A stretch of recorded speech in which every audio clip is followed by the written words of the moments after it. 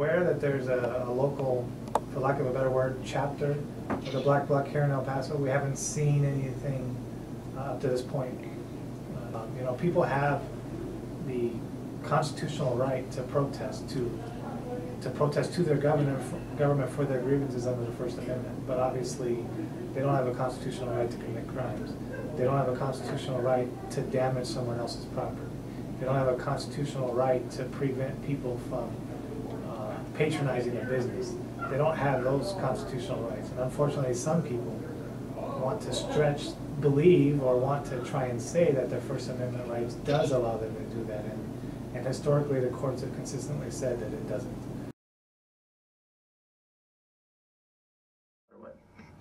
This form of protesting is not really it's not worth it. It's not gonna do anything. But actually, it is worth it. Like, it turns people on either way. Because if you're gonna vandalize something, then other people are gonna get mad at you for vandalizing that. Then more people are gonna start joining the peaceful movement.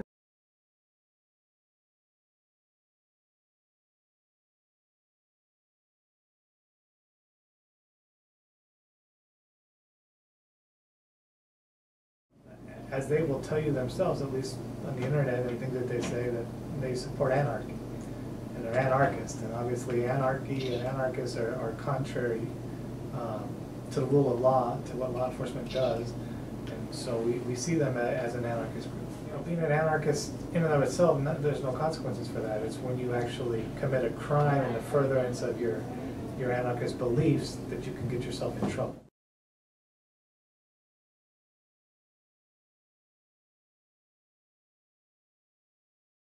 Like, we're looking for people all the time, you know, and it's really easy to find people who are really willing to do it, but people who are truly dedicated to what it's all about, and like just really getting out there and trying to make a difference no matter how they can do it.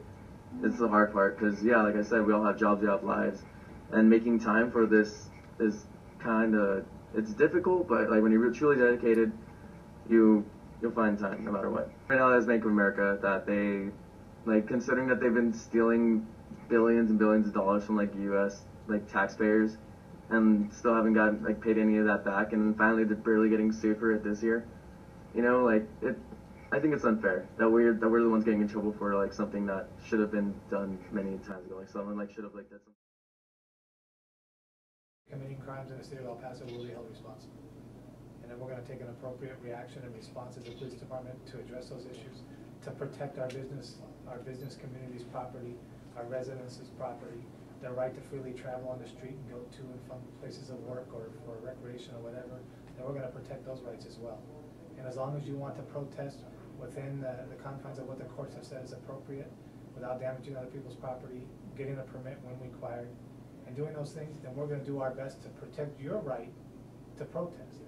But when you cross that line and you damage other people's property and you do things that disrupt the life of the community, then we're going to take appropriate action there as well. The same thing. We're all against the same people, and that's the way it should be.